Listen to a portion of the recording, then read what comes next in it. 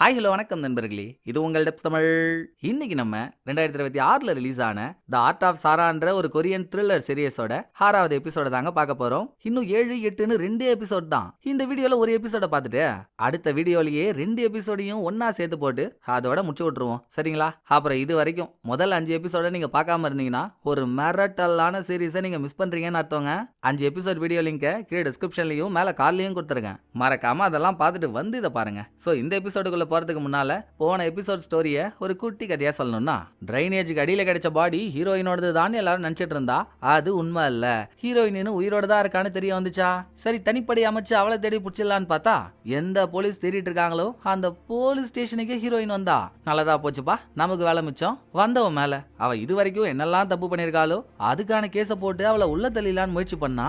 எங்கங்க விட்டா ஹீரோயின்? நான் பண்ண எதுவுமே திருட்டு வேலை இல்ல, எல்லாமே பிசினஸ்க்காகன்னு வார்த்தையாலேயே ஜாலம் காட்டி அதை சாதிக்கவும் செஞ்சுட்டா. அவளை ரிலீஸும் பண்ண வேண்டியதா போச்சு. பட் அவ வார்த்தையாலேயே பொட்டு வச்சா ஹீரோ ஆக்ஷனால கொட்டு வைக்க மாட்டாரு. ஹீரோயின் பேசின வார்த்தையிலேயே 2 வார்த்தையை பிடிச்சி நீ பேசினதை பார்த்தா ஆரம்பத்துல டிரைனேஜ் கடியில ஒரு பாடி கிடைச்சதே, அந்த கொலையை நீ தான் பண்ணிருப்ப போலயே, வா அதுக்காக உன்னை அரெஸ்ட் பண்றேன்னு தூக்கி உள்ள வச்சாரு. உள்ள வச்சிட்டா எல்லாம் முடிஞ்சிடுச்சா?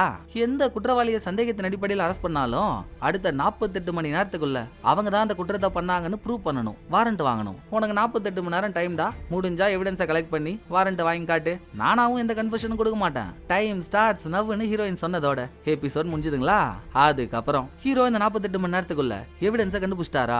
அதை எங்கெல்லாம் தேடி அலையிறாரு. பிளஸ் இது வரைக்கும் பல பேரை டார்கெட் பண்ணி ஒவ்வொருத்தவங்களையா ஏமாத்தின ஹீரோயின் ஸ்டேஷன் வந்ததுக்கு அப்புறமாச்சும் அவ வாழை சுருட்டி வச்சுக்கிட்டாளா, இல்ல இங்க வந்தது கூட ஒரு பெர்ஃபெக்டான ஸ்கேமா அரங்கேற்றதானா அப்படின்ற பல ட்விஸ்டுகளை இந்த எபிசோட்ல பார்க்க போறாங்க. வாங்க வாங்க வாங்க வாங்க வாங்க ஆபத்து நிறைந்த 6வது எபிசோடுக்குள்ள அடி எடுத்து வைப்போம். எபிசோட ஓபன் பண்ணா ஹீரோயின் கொடுத்த 48 மணி நேரம் கொஞ்சம் கொஞ்சமா வந்து போயிட்டு இருக்கு. அதுக்குள்ள அவகிட்டயே பேசி ஏதாவது வாங்க முடியுதான்னு பாப்போம்னு விசாரணை ரூமுக்குள்ள வந்த ஹீரோ, டிரைனேஜ் கடியில பாடி மட்டுமாங்க கிடைச்சது.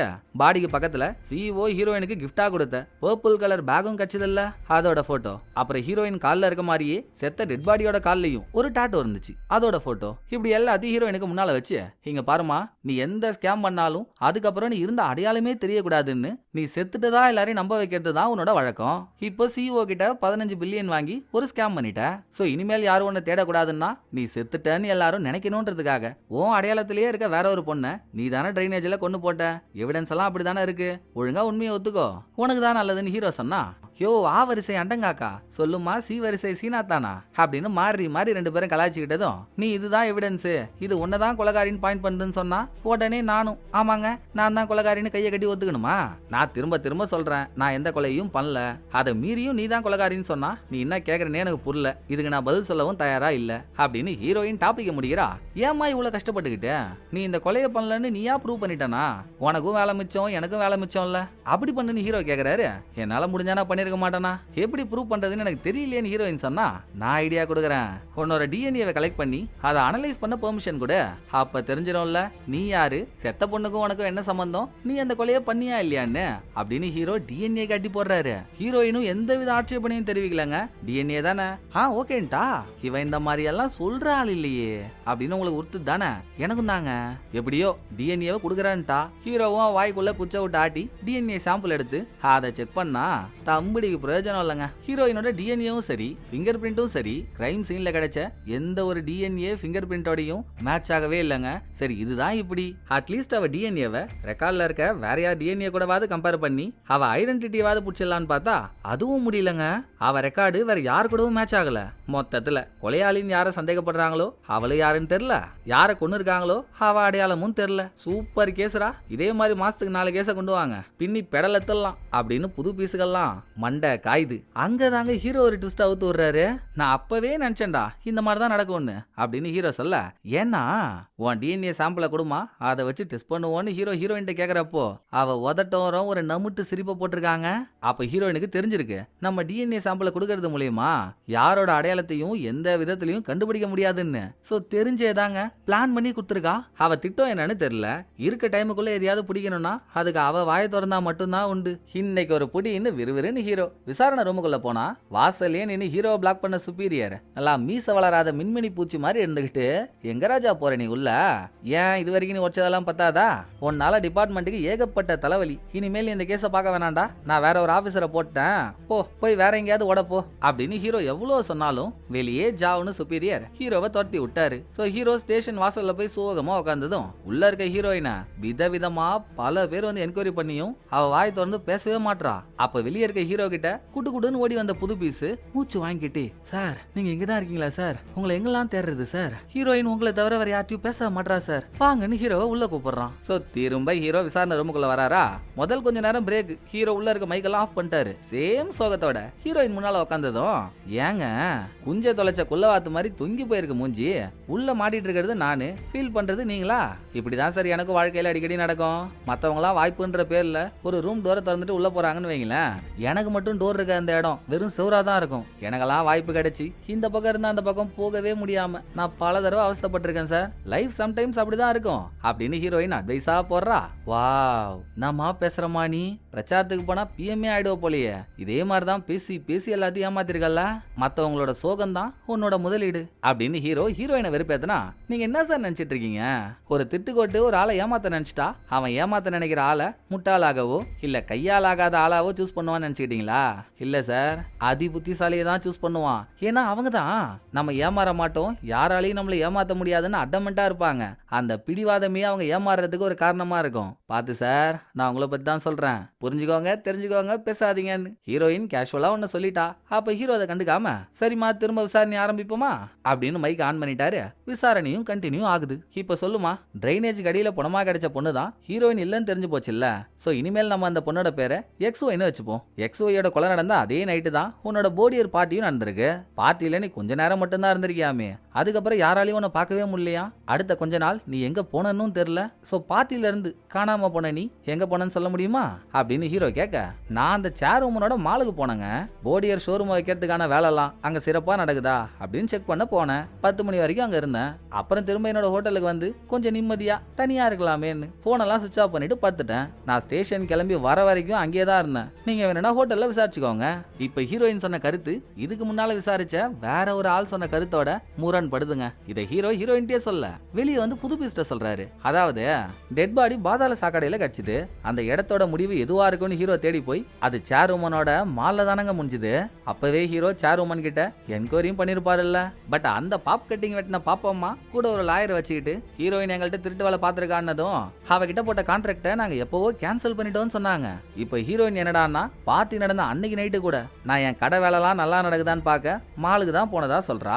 ஒன்னு ஹீரோயின் போய் சொல்லணும், அப்படி இல்லனா கான்ட்ராக்டை கேன்சல் பண்ணிட்டான்னு சேர் உமன் சைட்ல இருந்து போய் சொல்லிருக்கணும். எது உண்மை எது போயின்னு பாத்துருவோமா அப்படின்னு இப்ப சேர் உமன் ஒரு பார்ட்டில இருக்காங்க. அங்க போலீஸ் ஐடியா யூஸ் பண்ணி ஹீரோ உள்ள போயிடலாம் ட்ரை பண்றாரு.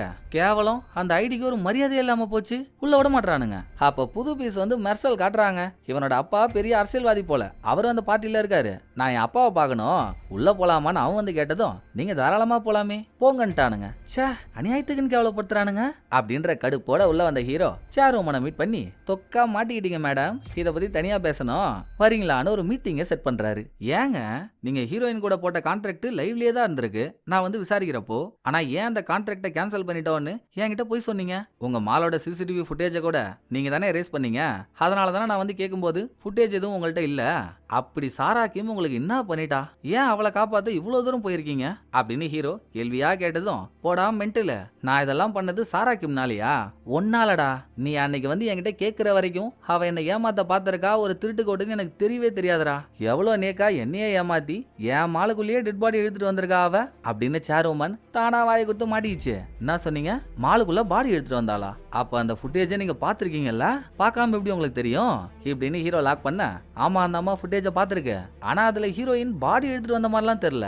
பாடியை வைக்கிற அளவுக்கு இருக்க ஒரு பெரிய பேக் நைட் டைம்ல மாலுக்குள்ள எடுத்துட்டு வந்திருக்கா. பார்த்ததும் உசாராகி ஃபுட்டேஜ் எல்லாம் டெலீட் பண்ணிட்டு செக்யூரிட்டி சிஸ்டமையே சேருமன் மாத்த சொல்லிடுச்சு. இதை மட்டும் நான் வெளியே சொன்னா என்ன ஆகும் தெரியுமாங்க உங்களுக்கு அப்படின்னு ஹீரோ ஒரு பிளாக்மெயில போட, நீ யாரு நான் யாருன்னு ஊர் உலகத்துக்கே தெரியும்பா. நீ ஆதாரமே இல்லாம வெளியே போய் நான் பண்ணதை சொன்னா எல்லாரும் நம்பிடுவாங்களா? உங்ககிட்ட அதுக்கு என்ன ப்ரூஃப் இருக்குன்னு சேருமனுக்கு ஒரு தெனாவட்டு. நீங்க ஒன்னு மறந்துட்டீங்கன்னு நினைக்கிறேன். உங்களுக்கு முன்னால உட்காந்து பேசிட்டு இருக்கிறது ஒரு போலீஸ் மேடம் அப்படின்னு மாசா கெத்தா ஸ்டைலா ஹீரோ உள்ள இருந்து செல்போனை வெளியெடுக்கிறாரு. அதுல இது வரைக்கும் இவங்க பேசின எல்லாமே ரெக்கார்ட் ஆயிட்டு இருக்கு. இப்ப டீலை பத்தி பேசுவோமா? சாரா கிம்ம பத்தி உங்களுக்கு என்னெல்லாம் தெரியுமோ ஒண்ணு விடாம என்கிட்ட சொல்றேங்க. இது வெளியே வராம நான் பாத்துக்கிறேன்னு ஹீரோ ஒரு ஆர்டரை போட, டேய் நீ லீடர்னா நான் அந்த லீடருக்கே பார்டர் போடுற ஆள்றா அப்படின்னு அந்த அம்மாவும் போன் எடுக்குது. அதுலயும் இவங்க பேசின எல்லாமே ரெக்கார்ட் ஆயிட்டு இருக்கு. சோ கடமையில இருக்க போலீஸ் கடமை தவறி டீல் பேசுறதும் அதுல ரெக்கார்ட் ஆயிருக்கும்ல. ஒன்னும் பிரச்சனை இல்ல, நான் இதை அழிச்சிடுறேன், நீ உங்ககிட்ட இருக்கிறத இப்பவே அழிச்சிரு, உனக்கு என்ன வேணுமோ நான் சொல்றேன்னு ரெண்டு பேருமே அவங்க போனை பக்கத்துல இருக்க தண்ணி பாட்டில போட்டுறாங்க. சரிங்க, ஏன் சாரா கிம் அவளோட ஃபைனல் டார்கெட்டா உங்களை சூஸ் பண்ணணும், என்ன காரணம்னு ஹீரோவுக்கு ஒரு சந்தேகம். இது ஃபைனல் டார்கெட்டா என்னத்த நீ விசாரிச்சு கிழிச்சியோ? சாரா கிம்மோட முதல் டார்கெட்டே நான் தான். அவ ஆரம்பத்துல இருந்து பண்ண எல்லாமே என்னோட மால்ல போடியர் ஷோரூமை வைக்கணும்ன்ற ஒரே காரணத்துக்காகத்தான் அப்படின்னு சேருமன் சொல்ல சொல்ல ஒரு பிளாஷ்பேக் ஆரம்பமாகுதுங்க. இந்த டைம்லலாம் ஹீரோயின் ஃபைனான்ஸ்காரன் கூட இருந்து அவனுக்கு கிட்னி எல்லாம் கொடுத்துட்டு அங்க இருந்து வெளியே வந்துட்டா. போடியரை எவ்வளவு டெவலப் பண்ண முடியுமோ அவ்வளோ டெவலப் பண்ணிட்டு ஃபர்ஸ்ட் சாதாரண ஒரு மனுஷியா தன்னோட பிராண்டை சேருமனோட மால்ல வைக்கணும்ன்ற கோரிக்கையோட பிரவுச் எல்லாம் எடுத்துக்கிட்டு மாலுக்கு போனவ. இங்க அதிகாரத்துல இருக்கவங்க யாரு? நான் அவங்க கிட்ட போடியர் பிராண்டை பத்தி பேசணும்னு ஹீரோயின் கேட்டிருக்கா. அப்போ ஒரு லேடி, போடியர் நான் பிராண்டோ, சரி இங்கே வெயிட் பண்ணுங்க, இன்னும் கொஞ்ச நேரத்துல டைரக்டர் பார்க்குன்றவங்க உங்களை வந்து மீட் பண்ணுவாங்க அப்படின்னு அந்த லேடி ஹீரோயினை உட்கார வச்சுட்டு போனதும் அதே இடத்துல சேருமனோட சுய சரிதையெல்லாம் எழுதப்பட்ட புக்ஸ் நிறைய இருக்கு. அதுல ஒன்னு எடுத்து ஹீரோயின் படிக்க ஆரம்பிக்கிறா. காலையில படிக்க ஆரம்பிச்சவ நைட்டு வரைக்கும் புக்கையே படிச்சு முடிச்சிட்டா. பார்க்குன்ற ஆள் வந்த பாடே இல்ல. ஏங்க ஒரு ப்ரப்போசல் கேட்டு வந்து எவ்வளவு நேரங்க வெயிட் பண்றது? எங்கங்க அந்த பார்க்குன்னு ஹீரோயின் கடுப்பானா. பார்க்கா எது இந்த பசங்களா விளையாடுற இடத்தையா கேக்குறீங்க? அது வெளியில இருக்கும். இங்க வந்து கேட்டா இங்க பார்க்குன்ற ஆளே இல்லைங்க அப்படின்னு ஒரு ஆள் சொல்லிட்டு போறாங்க. சோ கொஞ்ச நேரத்துக்கு முன்னால நல்லா கோன் ஷேப் கொட்டை மிளகா மாதிரி மூஞ்சி வச்சுக்கிட்டு ஒரு லேடி வந்தால, அவ வேணும்னே ஹீரோயினை உட்கார வச்சுட்டு போயிருக்கா. ஒரு நாளைக்கு இதே மாதிரி எத்தனை பேர் வருவீங்க, நீங்களே உட்காந்து கடுப்பாக்கி கிளம்பிடுவீங்கன்னு. அவ என்ன வந்துச்சு பாருங்க ஹீரோயினுக்கு வெறி. ஓகே நம்ம நல்ல வழியில போனா இவனுக்கு நம்மள மதிக்க மாட்டானுங்க போல, இதை வேற மாதிரி தான் ஹேண்டில் பண்ணணும்னு அதுக்கப்புறம் தாங்க கத்தி குத்து வாங்கினதுக்கு அப்புறம் கான்டாக்ட்லயே இல்லாத காங் கூட ஹீரோயின் பேச ஆரம்பிச்சிருக்கா. அவங்கிட்ட காதல்ன்ற போர்வையில அவனை வசியம் பண்ணி நீ எனக்காக சேருமன் கூட கொஞ்ச நாள் இருக்கணும்டா, அவங்க அன்றாட பழக்க வழக்கம் என்ன, அவங்க எப்போ எப்படியெல்லாம் இருப்பாங்களோ அந்த தகவல்லாம் எனக்கு வேணும், நீ தான் அவங்க கூடவே இருந்து அதை எனக்கு கலெக்ட் பண்ணி சொல்லணும்னு ஹீரோயின் கேட்டதும், நான் எப்படிமா முடியும், அவங்க நான் வேலை செய்யற பாருக்கு ஒரே ஒரு வாட்டி வந்திருக்காங்க, மிச்சபடி அவங்க யாரு எவ்வளவு பெரிய ஆளு என்னாலலாம் அவங்க பக்கத்துல நெருங்க முடியுமா, சான்ஸே இல்லைன்னு காங் முடியாதுன்ட்டான். அதுதான் தவறு. அந்த அம்மாவுக்கு யங்ஸ்டர்னா ரொம்ப பிடிக்கும். நான் அவங்களோட சுயசரிதையே படிச்சேன். ஒரு ஆள் கிட்ட எவ்வளவு பணம் இருந்தாலும் அவங்களால எதை வேணும்னா வாங்க முடியும், ஆனா அவங்களோட இளமைய வாங்கவே முடியாதுன்ற மாதிரி யங்ஸ்டர் ஆகணும்னு அந்த அம்மா ஃபீல் பண்ணிட்டு இருந்துச்சு. அப்ப யங்ஸ்டர்னா சேருமனுக்கு ரொம்ப பிடிக்கும்ல. உனக்கு என்னடா குறை, தாய் வீட்டு தக்காளி பழம் மாதிரி ஜொலி ஜொலின்னு ஜொலிக்கிற, நீ அவங்க முன்னால மட்டும் போய் நில்ல, உன்னை கோழி மாதிரி அவங்களே கொத்திப்பாங்க இப்படின்னு ஹீரோயின் கொடுத்த ஐடியாவை கேட்டு காங்கும் அடிக்கடி சேருமன் கூட ஒன்னா இருக்க ஆரம்பிச்சிட்டான். சேருமனோட வீட்டுக்கு போற போலாங்க அவங்க என்னெல்லாம் பண்றாங்களோ அதை அப்படியே ஹீரோயின்ட்ட ஒப்புச்சிருக்கான். ஃபர்ஸ்ட் ஒரு காஸ்ட்லியான சரக்கு பாட்டில், அதெல்லாம் குடிக்கவே தனி தகுதி வேணும். அப்படிப்பட்ட சரக்கு பாட்டில வாங்கி சேருமன் குடிக்கல, அதை சும்மா கெத்துக்காக வீட்டுல பத்திரப்படுத்தி வச்சிருக்கு. ரெண்டாவது சேருமன் யாரையுமே நம்பாத போலங்க, அது ஒரு கூட்டத்தோட உட்காந்து பேசிட்டு இருக்குன்னு வைங்களேன். அந்த கூட்டத்தை விட்டு கொஞ்ச நேரம் தனியா போற டைம்ல போன்ல ரெக்கார்டர் ஆன் பண்ணி போனை அங்கேயே வச்சுட்டு போயிடுமா. சோ அடுத்து அந்த ரெக்கார்டை கேக்குறப்போ கூட்டத்துல யார் என்னெல்லாம் பேசுறாங்கன்னு தெரிஞ்சுக்கலாம்ல. இப்படி காங் அவனுக்கு என்னெல்லாம் தெரிய வருதோ அதை ஹீரோயின்ட்ட சொல்லி ஒரு நாள், ஐயோ ஒரு பாயிண்ட் சொன்னா இன்னொரு பாயிண்ட விட்டுறேன், இந்த பாயிண்ட் சொல்ல மறந்துட்டேங்க, நல்லா யோசிச்சு பாருங்க. நாக்ஸ் பிராண்டோட சிஇஓவும் ஹீரோயினும் ஒரு பேக் எக்ஸ்சேஞ்ச் பண்ணிட்டாங்கல்ல. சிஇஓ அவங்க கிட்ட இருந்த பர்பிள் பேக் ஹீரோயின்ட்ட கொடுத்தாங்க, ஹீரோயின் ஒரு ரெட் கலர் பேக் சிஇஓ கிட்ட கொடுத்தாதானே. சிஇஓ அதுக்கு முன்னால ஒரு கடையில அந்த பேக்கை பார்த்திருக்கோம். ஸ்பெஷலா யாரோ ஆர்டர் பண்ணி வர வச்சிருக்காங்க மேடம், இந்த பீஸ் ஒன்னே ஒண்ணுதான் இருக்கு, அது அவங்களுக்கு மட்டும் தான் சேல்ஸ் கேர்ளும் சொன்னாலா. அந்த பேக்கை வாங்கினது சேருமன் தான். இது ஹீரோயினுக்கு தெரியல. ஒரு நாள் அதே மாதிரி ஃபேக்கான பேக்கை கையில எடுத்துக்கிட்டு சேருமனை இம்ப்ரெஸ் பண்ணலான்னு போயிருக்கா. செத்த நேரம் அந்த பேக்கோட மட்டும் சேருமன் கிட்ட போயிருந்தா செதறி இருப்பா. நல்ல வேலையா ஹீரோயின் வாங்க வேண்டிய மொக்கைய அப்பதான் சிஇஓ சேருமன் கிட்ட ஒட்டு போடுறேன்னு வந்து அது வாங்கிட்டு போயிடுச்சு. இதை ஹீரோயின் தூரத்துல இருந்து பார்த்ததும், ஓஹோ அப்ப சேருமன் கிட்ட என்னதான் கலர் கலரா காஸ்ட்லியான ட்ரெஸ் போட்டுட்டு போய் நின்னாலும் அது மதிக்காது. சோ நம்ம இதை வேற மாதிரி டீல் பண்ணிப்போம். சிஇஓ வேற சேருமனால காயம்பட்டு போயிருக்கா, அந்த காயத்துக்கு மருந்து போட்டு முதல்ல அவளை உசார் பண்ணுவோம் அப்படின்னு கையில ஒயின் கிளாஸ் எடுத்த ஹீரோயின் அதை சிஇஓ மேல கொட்டி ரெண்டு பேரும் பேசி பழகிட்டாங்க. இதை நம்ம முன்னாலேயே பார்த்துட்டோம். இந்த பக்கம் சேருமனும் பேசிட்டு இருந்த கூட்டத்துல பாத்ரூம் போறேன்னு சொல்லி அதோட போன்ல ரெக்கார்டர் ஆன் பண்ணி அங்கேயே வச்சுட்டு போயிடுச்சுங்க. அடுத்து அந்த ரெக்கார்ட் எடுத்து கேட்டா கூட இருந்தவங்களா முழுக்க முழுக்க சாரா கிம்ம பத்தி மட்டும்தான் பேசியிருக்காங்க. கலவையான விமர்சனங்கள் வருதுன்னு வைங்களேன். ஏமா சாரா கிம்னு ஒருத்தி புதுசா வந்திருக்காளாமே, ரொம்ப ஓவரா சரக்க போட்டு ஒரு ஹோட்டலோட ரிசப்ஷன்ல பொருளெல்லாம் தூக்கி போட்டு வச்சு கலவரம் பண்ணிட்டாலாம், பணக்காரி கணக்கா சுத்திட்டு இருக்காளாம். ஆனாலும்மா போடியர்ன்ற ஒரு பிராண்டை உள்ள கொண்டு வந்திருக்கா. அந்த பிராண்ட் பேக் யார் வச்சிருக்காங்களோ அவங்களுக்கு தான் மரியாதையாமே. அந்த பிராண்ட் பேக் கையில இல்லைன்னா ரொம்ப கேவலம்னு பேசிட்டு இருக்காங்க அப்படின்னு சாராக்கியும் போடியர்னு அதையே ஆச்சா பூச்சான்னு பேசினதும் அப்படி என்னதான் இருக்கு அந்த பிராண்ட்ல, உட்ரா வண்டி அந்த போடியர் ஷோரூமுக்கு போய் ஒரு எட்டு பார்த்துட்டு வந்துருவோம் அப்படின்னு. அப்போதான் சேர்வுமன் போடியர் ஷோரூமுக்கு வந்திருக்கு. அங்க சேர்வுமன் வாந்தி எடுத்து அதை ஹீரோயின் போடியர் பேகாலேயே பிடிச்சி அவங்க மனசுல இடம் புடிச்சிட்டாளா. இடத்த கிளீன் பண்றேன்னு வந்து தனியா இருந்த ஹீரோயின்ட்ட என்னதான் பணம் இருந்தாலும் இப்படி மாடு மாதிரி தின்னு பொது இடத்துல வாந்தி எடுக்கக்கூடாதுங்க, ஏன்ட்டெல்லாம் பணம் இருந்தா நான் அப்படி பண்ணவே மாட்டேன், பணம் இருக்குன்னு அந்த ஆயா என்னென்னலாம் பண்ணிட்டு பாருங்க அப்படின்னு சேர்வுமனை கழுவி ஊத்திருக்கா. அவளுக்கு தெரியாம இருக்கலாம் போன்ல ரெக்கார்டர் ஓடிட்டு இருக்குன்னு. ஹீரோயினுக்கு நல்லா தெரியுமே. இந்த வாய்ப்பை கச்சிதமா பயன்படுத்திக்கிட்டவ மனசுல பெரிய கீழ்ப்பாக்கம் கீர்த்தி சுரேஷ் நினைப்போ. பெரிய ஆளுங்களை பத்தி எப்படி பேசணும்னு உனக்கு தெரியாது, நீ வெறும் பிராண்ட் பேக்கை விக்கிற பொண்ணு மட்டும்தான், பிராண்ட் பேக்கை விக்கிறன்னதும் மனசுல பெரிய ஆளு நினைச்சுக்க போற. இந்த மாதிரி எண்ணெல்லாம் இருக்கிறதுனால தாண்டி நீங்க எல்லாம் பணம் இல்லாம இன்னும் அடிமட்டத்திலே இருக்கீங்க அப்படின்னு சாருமனை கைக்குள்ள போட்டுக்க ஹீரோயின் ஊவை நாஸ்தி பண்ணிருக்கா. ஹீரோயின் நினைச்ச மாதிரியே இந்த ஆடியோவை கேட்டதும் சாருமனுக்கு ஹீரோயினை புடிச்சு போச்சுங்க. நம்ம மால்ல போடியரோட பிராண்ட் இருந்தே ஆகணும்னு போன தடவை ஹீரோயின் மாலுக்கு போறப்போ எந்த லேடி ஹீரோயினை காக்க வச்சு வெறும் பேத்தினாலும் அவளையே ப்ரொபோசலுக்காக போடியர் ஷோரூமுக்கு அனுப்ப வாடி வா, என்ன உட்கார வைக்கும் போது எனக்கு எப்படி வலி இருந்துச்சோ அந்த வலியை இன்னைக்கு நான் உனக்கு கொடுக்க மாட்டேன் அப்படின்னு காலையில இருந்து நைட்டு வரைக்கும் மேடம் தோ வராங்கன்னு அந்த லேடியை நிக்க வச்சிட்டாங்க. கடைசியா ஹீரோயின் சொல்லுங்க என்ன மேட்டர்னு ஒண்ணும் தெரியாத பாப்பா மாதிரி அவ முன்னால போய் நின்னா, எங்க மால்ல அவங்க ஷோரூம் வைக்கிறதுக்கான ப்ரொபோசல் எடுத்துட்டு வந்திருக்காங்க, அதுக்கான கான்ட்ராக்ட்னா ஒரு ஃபைல கொடுக்குறா. அதை ஹீரோயின் படிச்சிட்டு இருக்கும் போதே என்னமோ போடியரை பெரிய பிராண்டுன்றீங்க, நான் போன தடவை லண்டன்ல நடந்த ஒரு ஃபேஷன் ஷோக்கு போயிருந்தேன், அங்க இருக்க யாருமே போடியர் பிராண்டியே யூஸ் பண்ணலையே, அப்புறம் எப்படி உங்களுக்கு பெருசா இருக்கும்னு அவ தேவையில்லாம குச்ச விட்டு குழப்புறா.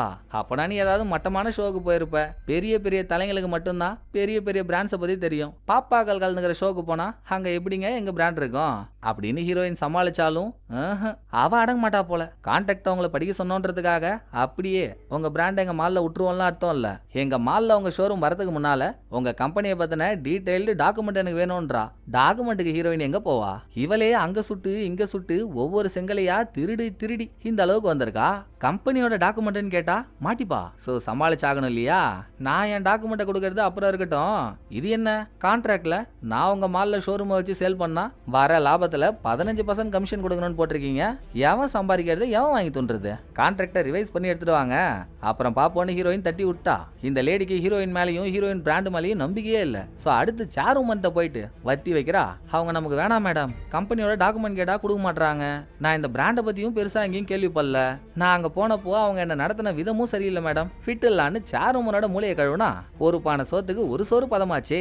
முதல் மீட்டிங்லயே சாருமனுக்கு ஹீரோயினை பிடிச்சிருச்சுன்னதும் யாரு ஹீரோயினை பத்தி என்ன சொன்னாலும் நம்பவே மாட்டாங்க. கமிஷன் அதிகமா இருக்குன்னா அதை எப்படி குறைக்கலான்னு பாரு, அதை விட்டு நீ ஏன் தேவையில்லாம பேசுற, எப்படி அவ என்கிட்ட என்ன மாதிரி பேசுவாளோ அதே மாதிரி என் கூட வேலை செய்யற உங்ககிட்டயும் பேசணுமா, பிச்சு போடுவான் பிச்சு, தகுதிக்கு ஏத்த மாதிரி நடந்துக்கப்போ அப்படின்னு சாருமன் இதுக்கு கீழே வேலை செய்யற ஆளையே திட்டி அனுப்புது. சோ எப்படி பார்த்தாலும் இந்த லேடி சாருமன் கூட இருக்க வரைக்கும் ஹீரோயினுக்கு டேஞ்சர் தானே. சோ அந்த லேடியை தீர்த்து கட்டவும் ஹீரோ இன்னொரு பிளான போட்டா. சாருமன் எந்த பார்ல தனியா போய் குடிப்பாங்கலாம் காங் சொல்லி ஹீரோயினுக்கு தெரியுமா.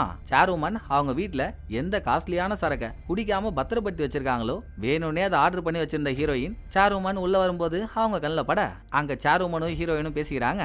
நான் உங்களை விட சின்ன பொண்ணு தான், நமக்குள்ள பழக்க வழக்கம்லாம் நல்லா இருக்கு, ஆனா பிசினஸ்ன்னு வந்துட்டா அதுதானே மேடம் முக்கியம். நீங்க உங்க கான்ட்ராக்டை ரிவைஸ் பண்ணி நான் உங்களுக்கு கொடுக்க வேண்டிய கமிஷனை 10% ஆகிறதா சொன்னீங்க, ஆனா வேற ஒரு மால்காரங்க நான் அவங்க மால்ல ஷோரூம் வச்சா 9% கொடுத்தா போதுன்றாங்க, அதான் எங்க பிராண்ட் அவங்கள்ட்டே போயிடலாமான்னு யோசிச்சுட்டு இருக்கு. ஆனா எனக்கு ஒரு சந்தேகம் மேடம், நீங்க எனக்கு 10% கொடுக்குறேன்னு ஆஃபர் கொடுத்தீங்களா, அது எப்படி இந்த ஆஃபர் எனக்கு வந்திருக்கு, இதை விட 1% கம்மியா கொடுத்தா அவங்க நம்ம கிட்ட வந்துருவாங்கன்னு வேற மால்காரங்க எனக்கு ஆஃபர் கொடுத்துருப்பாங்க. உங்க கூட இருக்க யாரோ ஒருத்தவங்க இன்ஃபர்மேஷன் கொடுத்தா மட்டும்தானே அது நடக்கும், அந்த லேடி கிட்ட மட்டும்தானே இந்த கான்ட்ராக்ட் விஷயத்தெல்லாம் பார்க்க சொன்னீங்க, அவ வந்து வேலை பார்த்துட்டாளா அப்படின்னு ஹீரோயின் கிண்டி விட்டா.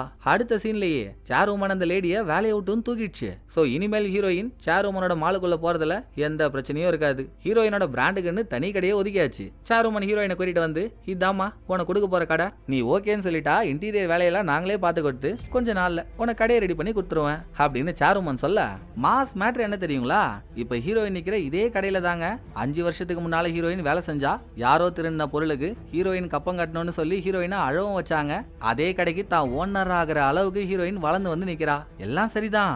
ஆனா இன்னமும் சேர்மன் சைட்ல இருந்து ஹீரோயின் கம்பெனியோட டாக்குமெண்ட்டை கேட்டுக்கிட்டே இருக்காங்க. ஹீரோயின் அதுவும் முடியாதுன்ற மாதிரி மேலாக்கா, நாங்க பெருசு நீங்க சின்னது, பெருசுன்னு ப்ரூவ் பண்ணணும்ன்ற அவசியம் இல்ல, அதையும் மீறி பண்ணணும்னா நாங்க வெளியே போய்க்கிறோம்னு சேர்மன் கிட்ட பட்டும் படாம பேசிட்டு கடையை சுத்தி பார்க்க போறா. திடீர்னு நாங்க வந்த ஒரு சேல்ஸ் கேர்ள் பொண்ணு, மேடம் கீழே ஒரே பிரச்சனையா இருக்கு மேடம், ஒரு பொண்ணு வந்து ரொம்ப கலவரம் பண்றா அப்படின்னு சேர்மன்ட்ட சொல்றா. அதையம்மா என்கிட்ட வந்து சொல்ற, ஏன் வந்தவ யாரும் எனக்கு தெரிஞ்சவளா? இத சேர்மன் கேட்டு அங்க ஒரு செம்மையான ட்விஸ்டுங்க. கீழே பிரச்சனை பண்றால ஒரு பொண்ணு, அந்த பொண்ணு தன்னை சாராக்கிமுன்னு சொல்லிட்டு இருக்காளாம். வந்தவ யாரு என்னன்னே தெரியல. இதோட இது நடந்ததுனால சேர்மன் ஹீரோயின் மேல சந்தேகமும் பல்ல. இதே எபிசோட்ல சேர்மன் இவங்க ஃப்ரெண்ட்ஸ் எல்லாம் பேசிக்கிட்ட ஒரு ஆடியோவை கேட்டாங்கல்ல, அதுல சாராக்கிம் பயங்கரமா குஷ்டு ஒரு ஹோட்டல் வாசல்ல, அதாவது ஒரு ஹோட்டல் ரிசப்ஷன்ல பொருள்லாம் தூக்கி போட்டு உடச்சா பணக்காரி மாதிரியே சீன் போட்டுட்டு இருக்கான்னு. இதை நீ பண்ணியாமான்னு ஹீரோயின் கேக்குறாங்க. அதெல்லாம் நான் பண்ணலன்னு ஹீரோயின் சொல்றா. அப்ப நான் நினைச்சதுதான் கரெக்ட். சில ஆள் மாறாட்ட அழுக்கு மூட்டைங்களுக்கு இதுதாமா வேலை, அவங்களால எதையும் சாதிக்க முடியலன்னதும் ஏற்கனவே சாதிச்ச ஆளுங்களோட பேர்ல வந்து ஏமாத்த பாப்பாங்க. அப்படிதான் உன்னோட பேரான சாராக்கிம்ன்ற பேர்ல இங்க ஒரு பொண்ணு வந்துட்டு போனாலாம். ஹீரோ அவளை போலீஸ்ல புடிச்சு கொடுத்து என்ன பண்றான் பாரு அப்படின்னு சாருமன் கொதிக்குது. இதை கேட்டதும் ஹீரோயின் பதறா. ஐயோ அதெல்லாம் வேணாங்க, உங்களுக்கு ஏன் சிரமம்? நம்ம கான்ட்ராக்ட் சைன் ஆகிறதுக்கு முன்னாலேயே நீங்க எனக்காக ஹெல்ப் பண்றேன்னு இதை பண்றீங்கன்னு வைங்களேன், நான் உங்களுக்கு கடமைப்பட்டதா ஆயிடும். அது கான்ட்ராக்ட்ல சிக்கலை வர வைக்கும். எதுக்கு அந்த பொண்ணை என்கிட்ட விட்டுருங்க, நான் பாத்துக்கிறேன் அப்படின்னு நேக்கா பேசி ஹீரோயின் ஆட்டையை கழிச்சு விட்டா. என்னடா ஒரு உரையில 2 கத்தி அப்படின்னு நமக்கு ஒன்னும் புரியாம இருக்கா? ஆனா அது சாருமனுக்கு புரியலையே. ஹீரோயினை முழுசா நம்பி சீரியஸ் ஆரம்பிக்கும் போது நம்ம ஒரு பார்ட்டியை பார்த்தோம்ல, அந்த பார்ட்டிக்கு சாருமனும் போயிருக்காங்க. அங்க அந்த ஃபேக்கான சாராக்கிமும் இருந்திருக்கா. சாருமன் அவளையும் பார்த்திருக்காங்க. பரபரப்பாவை எங்கேயோ போக இவங்களும் பின்னாலேயே போலான்னு நினைச்சா, நடுவுல நல்லா வரவேற்பு விழா வாசல்ல வச்ச வணக்க வைக்கிற பொம்மை மாதிரியே ஒருத்தி இருப்பாள்ல சிஇஓ, அவ சாருமன் கிட்ட வந்து டைவர்ட் பண்ணிட்டா. சோ ஒரே பார்ட்டியில ஒரிஜினல் சாராக்கியமான ஹீரோயின் ஃபேக்கான சாராக்கியம்னு யாரோ ஒருத்தி வந்தாலே அவங்க 2 பேரும் இருந்திருக்காங்க. அந்த ஃபேக்கான சாராக்கியம் தான் ஒரிஜினல் சாராக்கியமா கொண்டு இருப்பான்னு சாருமன் பிரசன்ட்ல சொன்னாலும் சாராக்கியம் தான் உயிரோட இருக்காளே. அப்ப யாரு உண்மையான சாராக்கியம், யாரு யார கொன்னதுன்னு மண்டை காய்தா. எப்படியோ அந்த பார்ட்டியில என்னமோ நடந்திருக்கு. அந்த இடத்தோட சிசிடிவி ஃபுட்டேஜ் எல்லாம் செக் பண்ணா உண்மை தெரிய வரும் தானே. அந்த வேலைக்காக போனா அங்க கேமராவோட ஒயர் எல்லாத்தையும் பிளான் பண்ணி கட் பண்ணிட்டாங்க. பிளஸ் இந்த பில்டிங்ல தான் ஏதோ ஒரு ரூமுக்குள்ள கொலை நடந்திருக்கு. அதுக்கான தடயமும் அந்த ரூம்ல கிடைக்க. அதோடங்க பார்ட்டியில ஃபேக்கான சாராக்கியம் என்ன ட்ரெஸ் போட்டிருந்தாலோ அந்த ட்ரெஸ் அங்க இருக்கு. ஹைலைட் என்னன்னா ஒரிஜினலும் சரி ஃபேக்கும் சரி 2 பேருமே பார்ட்டி நடந்த அன்னைக்கு ஒரே மாதிரியான ட்ரெஸ் தான் போட்டிருந்திருக்காங்க. 2 ட்ரெஸ் ரெடி பண்ணது கூட ஒரே கடை தான். அப்புறம் என்ன உட்ரா காடி அந்த கடைக்கு என்ன, ஹீரோ புது பீஸ் 2 பேரும் ட்ரெஸ் ரெடி பண்ண கடைக்கு போறாங்க. அந்த கடையிலயும் சிசிடிவி கேமரா இல்லங்க. ஆனா ட்ரெஸ்ஸோட போட்டோவை காட்டி யார் இந்த ட்ரெஸ் ரெடி பண்ண சொன்னதுன்னு கேட்டா கடை ஓனர் சாராக்கிம் தான் வந்தாங்க. அவங்க என்னோட ரெகுலர் கஸ்டமர். என்னைக்கும் இல்லாம இன்னைக்கு அதிசயமா ஒரே மாதிரியான 2 ட்ரெஸ் வேணும்னு கேட்டாங்க, நானும் ரெடி பண்ணி கொடுத்தேன் அப்படின்னு கடை ஓனர் சொல்லிக்கிட்டே இப்ப வேற ஏதோ ஒரு பொண்ணுக்கு ஒரு ட்ரெஸ் ரெடி பண்ணி அதை போட்டோவும் விட்டு ட்ரெஸ்ல பின்னெல்லாம் குத்திட்டு இருக்கான். இதே மாதிரி யாரு ட்ரெஸ் ஆர்டர் கொடுக்க வந்தாங்களோ அவங்களுக்கும் ட்ரெஸ் போட்டு விட்டுருப்பான், அதுலயும் பின்ன குத்தி விட்டுருப்பான்ல. அப்போ ஒரு அசம்பாவிதம் நடந்திருக்கு. ட்ரெஸ்ஸை யார் ஆர்டர் பண்ணி இங்க வந்து போட்டு பார்த்தாங்களோ அவங்க மூஞ்ச நம்ம காட்ட மாட்டாங்க. பட் கடை ஓனர் அந்த ட்ரெஸ்ல பின்ன குத்தும் போது பின்னு ஸ்லிப் ஆகி அந்த பொண்ணு மலை லைட்டா குத்திட்டு இருக்கு போலங்க. அந்த பழைய பின் இன்னமும் ஓனர் கிட்ட தான் இருக்கு. கடையில இருக்க பழைய பின் எல்லாத்தையும் மொத்தமா வாரி வழிச்சிட்டு போயிட்டு டிஎன்ஏ டெஸ்ட் பண்ணா 99.9% மேட்ச்னு வருது. ஹீரோ அந்த ரிசல்ட் எடுத்துட்டு வந்து ஸ்டேஷன்ல புது பீஸ்ட கொடுத்ததும் அப்புறம் என்னங்க ஹீரோயின் தான் இந்த ட்ரெஸ் ஆர்டர் பண்ணான்னு தெரிஞ்சு போச்சு. இவள மாதிரியே இன்னொரு பொண்ணுக்கு ட்ரெஸ் வாங்கி கொடுத்துருக்கா. பார்ட்டி முடிஞ்சதும் தான் செத்ததா எல்லாரையும் நம்ப வைக்க அந்த பொண்ணை கொண்டு இருக்கா. ஏற்கனவே கொலை பண்ணலாம் பிளான் பண்ணதுனால தான் அந்த இடத்தோட சிசிடிவி கேமரா ஒயர்ஸையும் கட் பண்ணி விட்டுருக்கா. இதை வச்சே வாரண்ட் வாங்கிடலாமேங்க. சர்தானான்னு புது பீஸ் குஜால் ஆவறான். ஆனா அங்கதான் ஒரு எதிர்பார்க்காத ட்விஸ்ட். டிஎன்ஏ ரிசல்ட் 99.9% மேட்ச் ஆனதெல்லாம் உண்மைதான். ஆனா அது ஹீரோயினோட டிஎன்ஏ கூட மேட்ச் ஆகலங்க. செத்து போனாலே XY அவ டிஎன்ஏவோட மேட்ச் ஆகுது. சோ கடைக்கு போய் ட்ரெஸ் பர்ச்சேஸ் பண்ணது ஹீரோயின் இல்ல, கொல்லப்பட்ட XY. இப்போ இதுல எப்படி ஹீரோயினை சம்பந்தப்படுத்தி வாரண்ட் வாங்குறது? சொன்னாலே ஆரம்பத்திலேயே நம்ம கிட்ட சொன்னாலே ஒரு திருட்டுக்கோட்டு ஒரு ஆளை ஏமாத்தணும்னு முடிவு பண்ணிட்டா அவன் ஏமாத்த நினைக்கிற ஆளு முட்டாளாகவோ கையாலாகாத ஆளாகவோ இருக்க மாட்டாங்க. நம்மளை யாராலையும் ஏமாத்த முடியாது. நம்ம ஒரு புத்திசாலின்னு யார் நினைச்சிட்டு இருக்காங்க இருக்காங்களோ அவங்க தான் புத்திசாலித்தனமாவே எல்லாத்தையும் பண்றதா நம்பி ஒரு கட்டத்துல ஏமாந்துருவாங்க. பாத்துங்க, நான் உங்களை தான் சொல்றேன்னு சொன்னாலே. சோ ஹீரோயின் ஸ்டேஷன் வந்து ஒரு பெர்ஃபெக்டான ஸ்கேம நம்மளை வச்சு அரங்கேத்திருக்கா. வெக்கம், வேதனை, துக்கம், துயரம் அப்படின்னு ஹீரோ ஸ்டன் ஆகி நிக்கும் போதேங்க எபிசோடு முடியுது. என்னதாங்க ஹீரோயினோட பிளானா இருக்கும்? எப்படி சுத்தினாலும் அங்க டெட் எண்டாவே இருக்கு. நிஜத்துல அந்த பார்ட்டி முடிஞ்சதும் என்னதான் ஆயிருக்கும்? போதா குறைக்கு நான் தான் சாராக்கியம்னு இன்னொருத்தி வந்திருக்கா. ஹீரோயின் கால்ல இருக்க அதே டாட்டோ அந்த பொண்ணோட கால்லயும் இருக்கு. சோ யார் தான் சாராக்கியம், யாரால யாருக்கு என்ன ஆச்சு அதை தெரிஞ்சுக்க துடிக்குது இல்ல. இன்னும் ஒரே வீடியோ தாங்க, ஒட்டுமொத்த ட்விஸ்டையும் அதுல பார்த்து முடிச்சிருவோம். சோ இந்த எபிசோடு உங்களுக்கு பிடிச்சிருக்கோன்னு நம்புறேன். அடுத்த நல்ல எபிசோட்ல வந்து நான் உங்களை மீட் பண்றேன். இந்த வீடியோ உங்களுக்கு பிடிச்சிருந்தா லைக் பண்ணிடுங்க. எப்படி பண்ணிருக்கேன்றத மறக்காம கமெண்ட்ல சொல்லிடுங்க. தேங்க்யூ, டடா, பாய்.